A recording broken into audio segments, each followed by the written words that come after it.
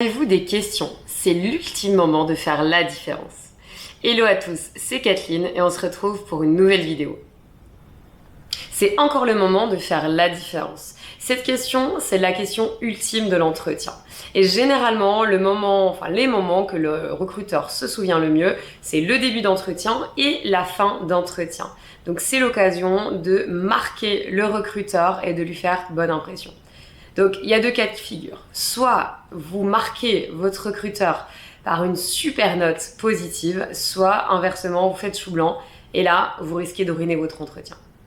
Donc, je vais aborder les questions à éviter et puis ensuite, je vous listerai les questions qui marcheront à tous les coups et qui feront la différence pour votre entretien. Donc avant toute chose, ce que je vous conseille vivement de faire, c'est de venir avec des notes. Vous prenez de quoi déjà noter toutes les informations de l'entretien. Ça sera très bien vu par le recruteur, il vous verra comme une personne organisée et intéressée. Et surtout, ça sera aussi l'occasion de préparer 2, 3, 4 questions type que vous pourrez poser en fin d'entretien. Puisque ce qu'on veut éviter avant tout, c'est le gros blanc. Avez-vous des questions ? Et puis là, grand silence, ça met mal à l'aise. Et puis finalement, on répond, bah non, j'ai pas de questions, ou bah tout a été clair. Alors, le problème, c'est que pour le recruteur, ça peut être un signe de désintérêt, de démotivation pour le poste. Et ça peut être très mal perçu. Donc, préparez quand même quelques questions type pour avoir un support et puis pour pouvoir avoir quelque chose à dire. Et puis c'est important de les préparer pour pas être trop spontané quand on vous pose la question « Avez-vous des questions ?» et puis de sortir des questions qui pourraient être déplacées ou pas forcément adaptées. Donc, alors, on évite aussi les questions qui ont déjà été abordées dans l'entretien, puisque ça montre que vous n'avez pas forcément écouté les échanges de l'entretien. On évite aussi les questions qu'on pourrait trouver sur le site internet ou qui sont dans l'offre d'emploi, puisque ça prouve finalement que vous n'avez pas forcément fait de recherche et puis bien lu l'offre d'emploi. Alors, on évite aussi, avant toute chose, les questions fermées. Alors, qu'est-ce que j'entends par question fermée ? Une question fermée, c'est une question qui va avoir une réponse par oui ou par non, ou par une réponse qui relancera pas la discussion. Je vous donne un exemple type. Combien avez-vous de salariés ? Alors, le recruteur va répondre 2, 3, 10, 20, 30, et puis point. Il n'y aura pas de discussion, il n'y aura pas d'échange, il n'y aura pas de construction. Finalement, ça ne va pas vous apporter énormément d'éléments. Donc, la même question, combien avez-vous d'employés, elle peut être détournée autrement. Comment se structure votre département ? Comment s'organise votre équipe ? Quels sont les postes clés de l'entreprise ? Donc, il y a différentes manières d'aborder cette question pour pouvoir laisser part à un échange. On évite aussi certaines questions qui sont vraiment centrées sur vous-même et uniquement sur vous-même. Alors, il y a une question à éviter à ce moment-là, c'est quel va être le salaire ? Alors oui, ça vous intéresse et vous avez hâte de savoir quel va être le salaire, mais c'est pas forcément le moment, surtout pour un premier entretien. C'est une question qui pourra être abordée si toutefois elle ne l'a pas été encore par le recruteur, vraiment en fin de processus de recrutement. Et puis déontologiquement, c'est plutôt au recruteur d'aborder cette question. Alors certains le feront en tout début d'entretien et dresseront le décor pour savoir si vous êtes la bonne personne ou pas. Et puis d'autres attendront un peu. Mais voyez-le comme un avantage finalement, puisque plus vous attendez pour aborder cette question, plus vous aurez de matière et d'éléments en votre faveur pour négocier votre salaire, puisque plus vous en saurez sur le poste et les responsabilités. Donc voilà, toutes les questions centrées sur vous, au-delà du salaire, ça peut être les questions type quand va être les prochaines vacances, combien je vais avoir de semaines de vacances, quels sont les jours de congé. Alors oui, bien évidemment, vous avez hâte de le savoir, mais c'est pas ça qui fera la différence lors de l'entretien et c'est pas ça que retiendra le recruteur. Finalement, ça lui fera plutôt une mauvaise impression et puis il se dira, est-ce que ce candidat, il est juste centré sur ses intérêts à lui et finalement, il s'intéresse pas forcément au poste et à l'entreprise. Donc, on évite aussi les questions qui pourraient mettre mal à l'aise le recruteur. Donc, des questions sur les échecs de l'entreprise ou sur ses concurrents. Si c'est quelque chose de négatif, on ne le compare pas sur certains points à ses concurrents négativement. C'est des questions qui finalement vont mettre mal à l'aise le recruteur, vont mettre un sentiment négatif et puis il n'y aura pas forcément d'échange positif et puis ça fera pas forcément bonne impression, donc ça on évite. Donc comme je vous l'ai dit, préparer quelques questions types, c'est important, et puis surtout des questions ouvertes. Donc il y a plusieurs types de questions. Dans un premier temps, on va aborder les questions qui sont relatives au poste de travail.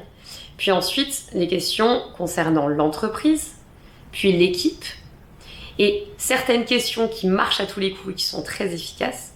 Et puis ensuite, on abordera aussi les questions sur le déroulé et l'organisation des prochaines étapes du recrutement. Donc dans un premier temps, on peut poser des questions sur le poste de travail.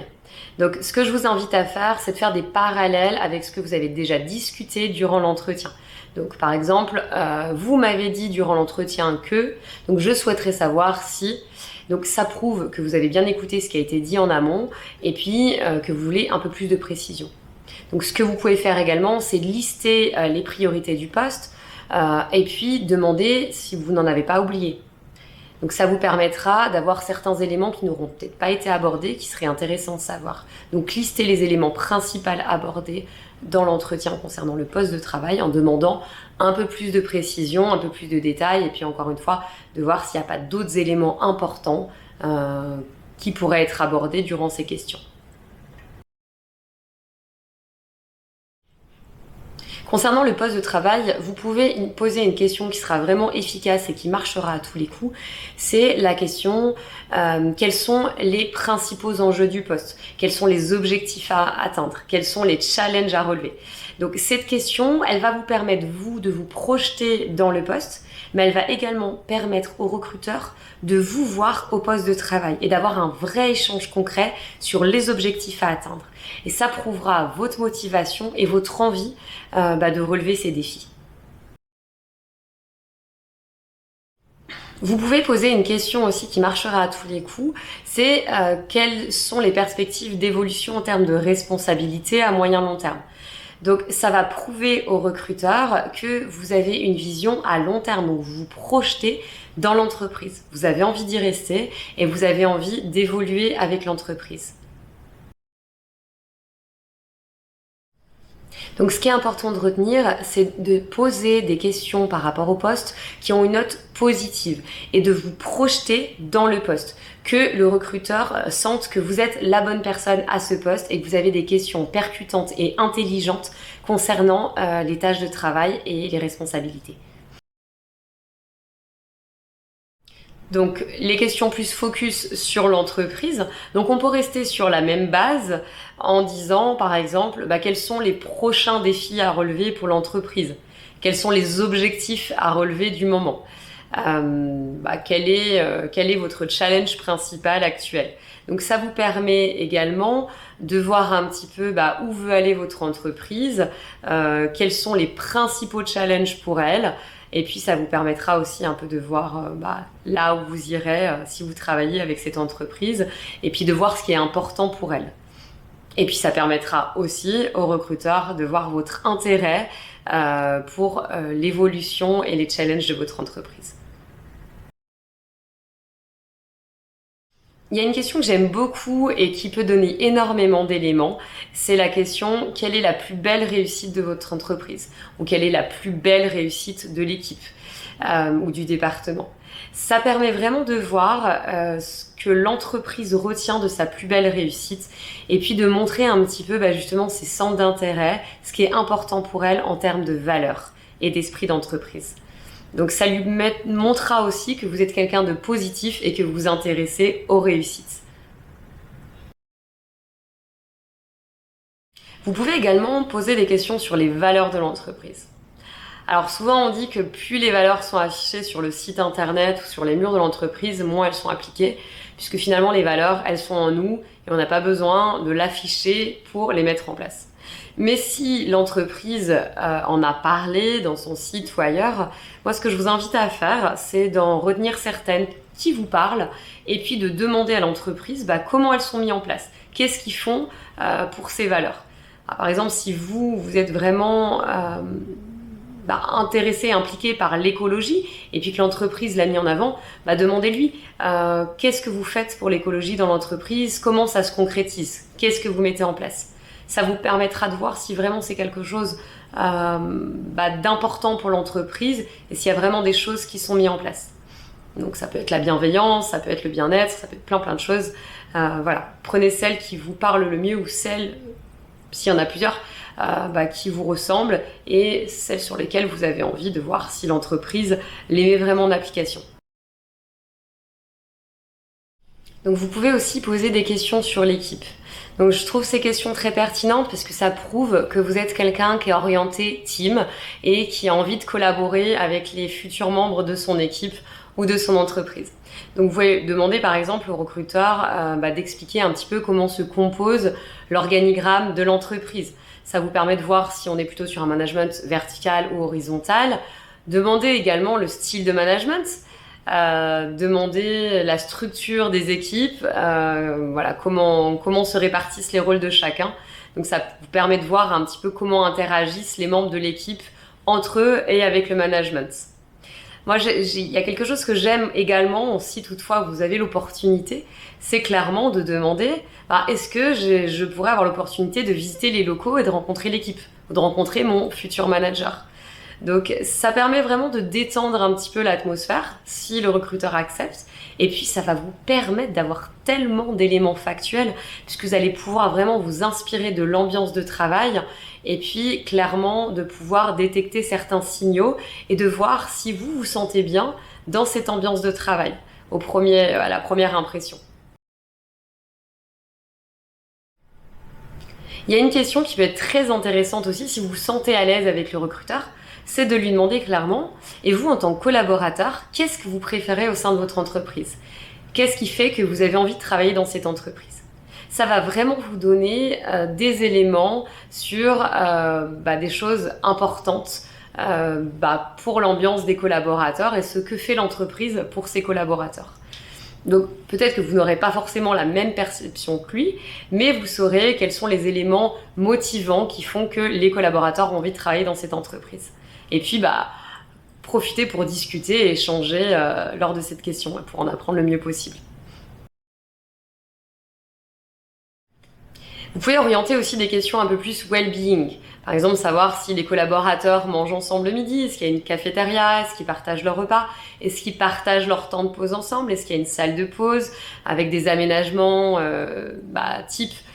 pour pouvoir se relaxer. Ou est-ce que l'entreprise organise des événements type team building? Est-ce que les collaborateurs se voient de temps en temps en dehors du travail? Y a-t-il des événements organisés? Ça vous permet aussi de voir un petit peu l'ambiance entre l'équipe et les collaborateurs. Il y a des questions aussi qui peuvent vous permettre d'avoir des signaux, savoir si vous pouvez être le bon candidat et puis de vous permettre également de pouvoir faire la différence en fin d'entretien.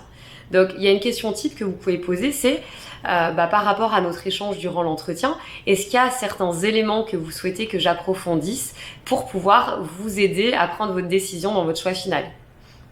Ça va vous permettre de relancer la conversation et s'il y a un point qui n'a pas été abordé, de pouvoir l'aborder et puis de pouvoir faire la différence. Ça sera l'occasion de pouvoir vous exprimer et de donner tous les éléments essentiels pour pouvoir remplir cette mission et obtenir le poste.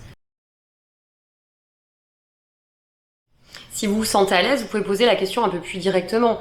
Qu'avez-vous pensé de cet échange? Qu'avez-vous pensé de mon profil? Pensez-vous que je peux être le bon candidat à ce poste?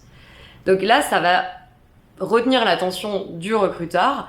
Donc il y a deux cas de figure. Soit il vous dira oui effectivement votre profil est intéressant, ou soit il vous dira ça risque de coincer pour telle ou telle raison. Et là si vous pensez que le recruteur a peut-être mal compris ou il lui manque des éléments pour prendre sa décision, n'hésitez pas à lui donner tous les éléments essentiels pour pouvoir rester sur une note positive et puis finalement répondre à ses principales préoccupations pour votre profil. Il y a une question qui peut être intéressante également si ça n'a pas déjà été abordé dans l'entretien, c'est de demander clairement au recruteur « Souhaitez-vous des références de mes anciens employeurs ou de mon employeur actuel ?» Alors cette question, elle est hyper intéressante parce que le recruteur va se dire finalement cette personne a confiance en elle, ça s'est probablement très bien passé avec ses anciens employeurs. Donc peut-être qu'elle appellera même pas, elle se dira bon bah finalement si elle me propose ça, bah, c'est que ça s'est bien passé. Et puis je sais que c'est quelqu'un de confiance. Ou peut-être qu'elle appellera, donc si vous avez confiance en vous, vous donnez des références d'employeurs avec qui ça s'est très bien passé et qui pourront aider pour la décision finale du recruteur. Ensuite, vous pouvez poser des questions sur les prochaines étapes du processus de recrutement. Alors, c'est pas une question qu'on pose en premier lieu, on attend généralement la dernière question pour la poser. Donc, cette question va vous permettre de savoir un petit peu comment on va s'organiser les prochaines étapes et de pouvoir vous projeter. Pour moi, elle est importante parce que vous, en tant que candidat, vous avez aussi besoin de ne pas rester dans le doute. Donc si le recruteur ne l'aborde pas, n'hésitez pas à lui demander. Et puis ça vous permettra également, si vous voulez relancer le recruteur, de savoir quel délai vous avez. Si vous n'avez pas de nouvelles avant 2 semaines, est-ce que c'est mauvais signe ou si c'est juste parce que le processus est long. Et puis de vous préparer aussi aux potentielles prochaines étapes pour être le mieux préparé possible. Donc n'hésitez pas et puis posez cette question. Donc pour terminer et résumer, préparer quelques questions, c'est important pour pas se retrouver avec un gros blanc ou pas poser des questions trop spontanées qui seraient pas forcément adaptées et qui risquent de ruiner clairement votre entretien. Donc préparez des questions qui sont intelligentes, percutantes et positives et qui sont orientées entreprise et poste. Ne posez pas des questions qui sont que centrées sur vous-même. Posez des questions qui prouvent que vous avez compris les enjeux et les responsabilités du poste, que vous intéressez à l'entreprise et montrez vos motivations pour le poste et pour l'entreprise ainsi que pour l'équipe. Donc c'est très important. Ensuite, en fin d'entretien, le recruteur va probablement vous raccompagner à la porte. Donc c'est pareil, soignez votre sortie, c'est pas terminé. Et puis encore une fois, c'est les dernières impressions qui seront retenues. Donc ne partez pas en lui disant je suis super en retard, oulala, et partir en courant sans à peine dire au revoir. Soignez votre sortie. Vous pouvez poser des questions informelles au recruteur sans poser des questions trop personnelles. Et puis montrez-lui encore vos motivations, soyez souriant, donnez-lui un petit mot de la fin pour lui dire que vous êtes très motivé par les enjeux du poste et puis que vous avez hâte d'avoir de ces nouvelles et de pouvoir avoir ce job. Voilà, j'espère que cette vidéo vous aura servi pour votre préparation, qu'elle vous permettra également de comprendre un petit peu plus les enjeux de cette fin d'entretien et là où vous pouvez aller en termes de questions. Et puis si jamais vous voulez aussi avoir d'autres éléments pour préparer votre entretien d'embauche, n'hésitez pas à vous abonner sur ma chaîne, vous pourrez retrouver d'autres vidéos qui vous aidera à préparer votre entretien. Et puis, si jamais vous avez besoin également d'un coaching un peu plus poussé, n'hésitez pas à m'envoyer un mail. Vous retrouverez mes coordonnées en bas de cette vidéo. Et puis, je ferai un plaisir de pouvoir vous coacher pour votre recherche d'emploi et puis de vous aider aussi à vous entraîner à l'entretien d'embauche. Si jamais vous avez des questions ou vous n'êtes pas sûr de l'impact que ça peut avoir durant l'entretien, n'hésitez pas, pareil, vous mettez vos questions en commentaire et je me ferai un plaisir de vous aiguiller, savoir si les questions peuvent être posées et puis peut-être les restructurer au mieux pour qu'elles puissent être le plus percutantes possible. Je vous dis à très bientôt et je vous souhaite plein de réussite dans votre recherche d'emploi.